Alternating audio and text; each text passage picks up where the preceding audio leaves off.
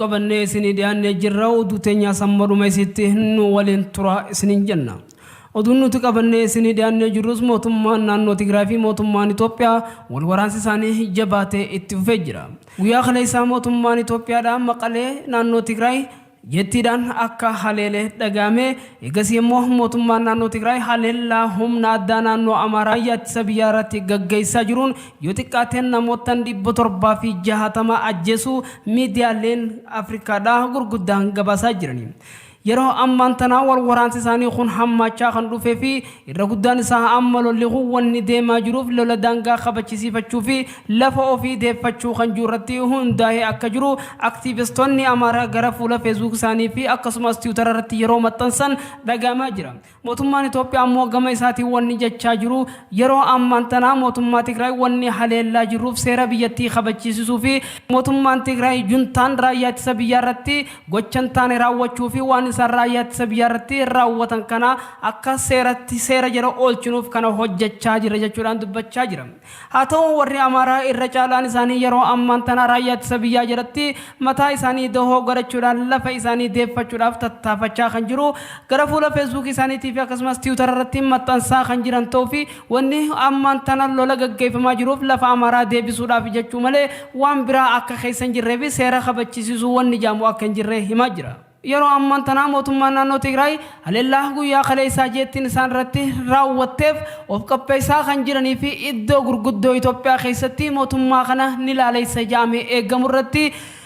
misaa'ila darbuudhaaf qophaa'aa akka jiranis dubbachaa jiranii. Mootummaan Tigraay hanga ammaan tanaatti yeroo adda addaatti nuti afaaniin hin dubbannu hojiidhaan argisiifna jechuudhaan kan Geetaachoo Raddaa miidiyaa naannichaatiif ibsa kannan ta'uun ni yaadatama. Mootummaan Itoophiyaa ammoo jeneraalonni gurguddaan gama miidiyaa isaaniitiin mootummaan Tigraay homaa harkaan hin qabu wanni isaan harkaa qabanis yoo taate Clash AK47 kan jaamu malee wanni biraa akka hin jirre yeroo adda addaatti miidiyaadhaan kanneen akka Baacaa Dabaleedhaa dubbachaa turani. Misaa'ila isaan harkaa qabanii fi rokketii isaan harkaa qaban raadaara dhaamsuudhaan dhagatti deebifnee jirra wanni isaan darban takkaleen hin jirtu jechuudhaan jeneraaltichi guddaan dhiyeenya kana Abiyyi Ahmad Tigraay na wajji waraani jechuudhaan aangootti deebisee Baacaa Dabalee yeroo miidiyaa Itoophiyaatiif ibsa kannu guutuun addunyaa dhageeffattee jirti. Egaa inni jecha kana miidiyaadhaaf ibsa kannee booda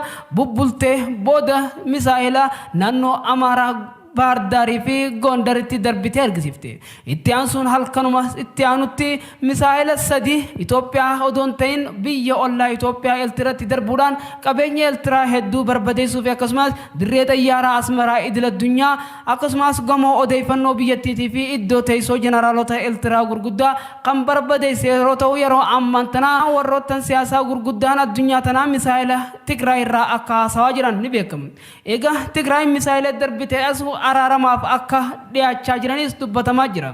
Guyyuma itti aanu mootummaan Itoophiyaatii fi mootummaan naannoo Tigraay akka araaramaan dubbii tana fixan jechuudhaan pirezidaantiin Ugaandaa Museveni yaamicha yeroo dhiyeessutti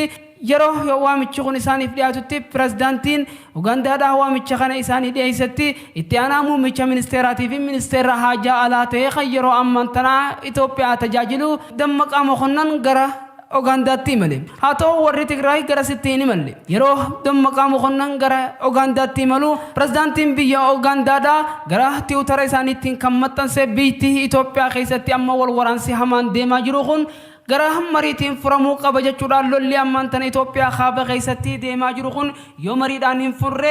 Itoophiyaa balleessa gaanfa Afrikaatiif sodaa guddaa qaba. Ammallee yoo lolli kun akkanaatti fufe qabeenyi gurguddaan barbadaahee lubbuu namaa hedduudha balleessaa dubbiin tun mariidhaan furuu qabdi. Mariidhaan furra jechuudhaan yaamicha dhiyeesseef yeroo Dammaqaa Mokonnon achi ga'u gara Tiwutarii isaarraa waan maxxanse haqee jira.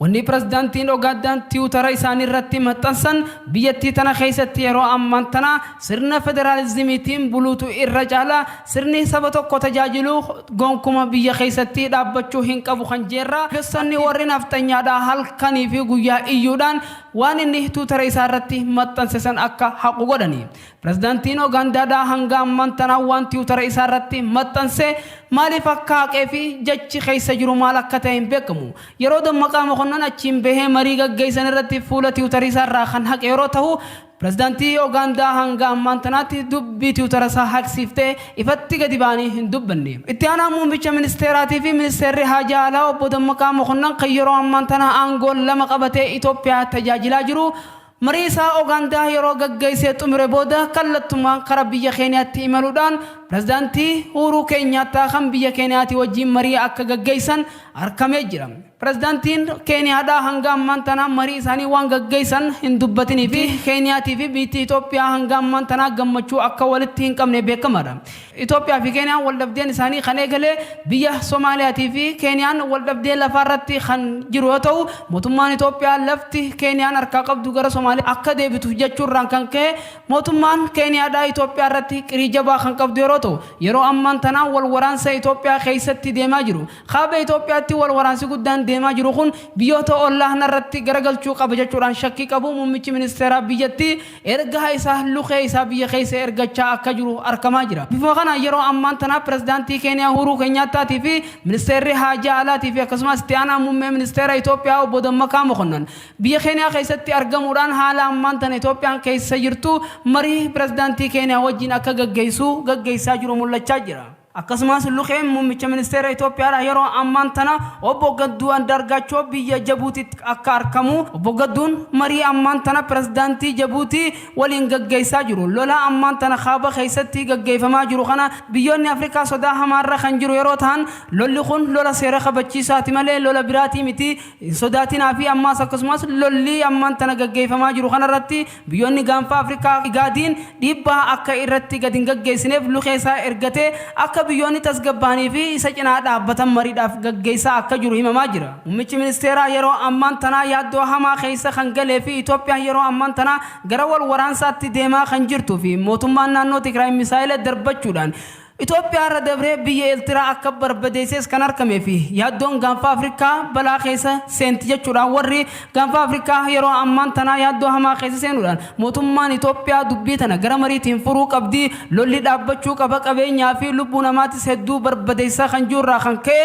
akkasumas yeroo ammaan tanaa lammiileen 20,000tti ol siqan Itoophiyaa irra baqachuudhaan kaampii rifuujii yookaan kaampii baqataa biyya Sudaan keessa qubachaa akka jiran ni argama. Lolli kun bifa kanaan kan itti yeroo ta'e torbaan tokko keessatti namoota 20,000tti tilmaama yeroo biyyarraa baqatan lolli kun itti fufee yeroo dheertuu fudhate taanaan Itoophiyaa keessatti namoota miliyoona 10 tilmaaman biyyarraa baqatanii gaanfa Afrikaa jeequu mala gaanfa Afrikaa diinagdeen kuffisuu mala. Kanaan mootummaan Itoophiyaa waan fi jeeqoo falaaluun qabu haala biyyattiin keessa jirtu laalee mariidhaan dubbii kana furuu qaba. Biyyoonni ollaa Afrikaa dubbachaa jiran kana dhaabsisuudhaaf luqeelee isaa ergatee akka tiwutarii hundarraa waan barreessan haqan godhuudhaaf dhiibbaan inni godhaa jirtu addunyaa guutuu ajaa'ibse. Keessattuu wanni kaleessa pirezidaantiin Ugaandaa fuula tiwutarii isaarratti waan barreesse haqee addunyaan akkamitti pirezidaantiin tokko ministeerri haajaa alaa waan tiwutarii isaarratti maxxanse haysiisa jechuudhaan komachaa akka jiran miidiyaaleen gurguddaan biyyattiidhaa kanneen akka The Guardian fi BBC'n addunyaa cufti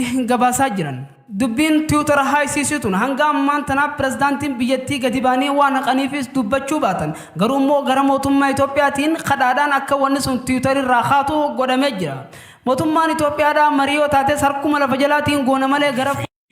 fuula feesbuukaatii fi gara tiwutaraa irratti maxxansitanii addunyaan irratti afeerina duraan ammoo marii kana ni dinne mootummaa igaatiif akkasumas mootummaa Afrikaa Yuuniyoon gamtaa Awurooppaa cufa jalaa dubbii mariitii miti dubbii seera kabachiisuuti malee jechuudhaan kan kuffifne yeroo ta'u amma immoo dubbiin jabaattee gara misaa'ilaatti siinaan gara mariitti deebi'an nuun jechuudhaan addunyaan nu ajaa'ibsifatti waan kana harkuma lafa jalaatiin finna malee gara tiwutaraa irratti maxxansuu hin qabdan jechuudhaan ministeerri haajaa alaatiif akkasumas itti aanaa muummicha ministeera obbo Dammaqaa biyya Ugaandaatti argamuudhaan pirezidaantii Ugaandaa Musaafenii kadhaadhaan akka tiwutarii isaarraa haayisan argamee jira.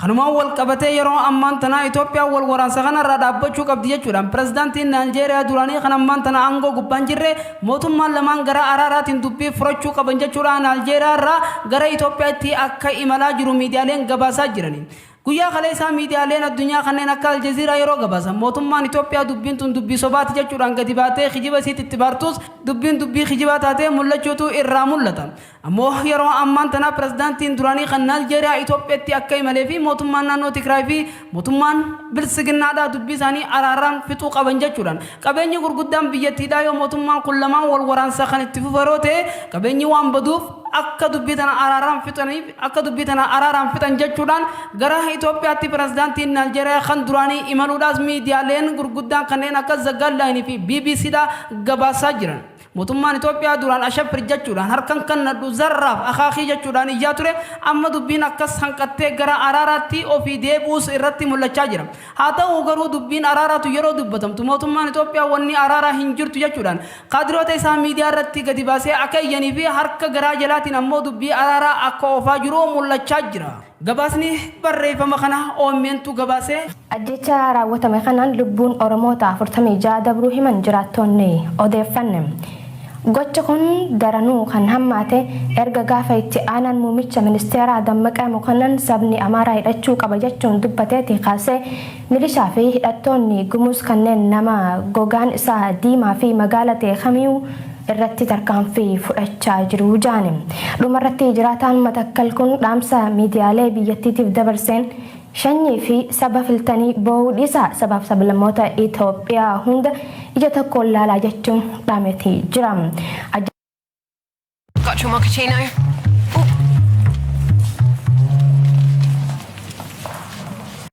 Jechaan Matakkal keessatti Oromoota irratti ta'e kanaaf kallattiin kan itti gaafatamu Dammaqaa Mokonnon fi murna isaa bilxiginnaadha jechuun kanneen dhimmicha hordofaa jiran yaada kennaatii jiru.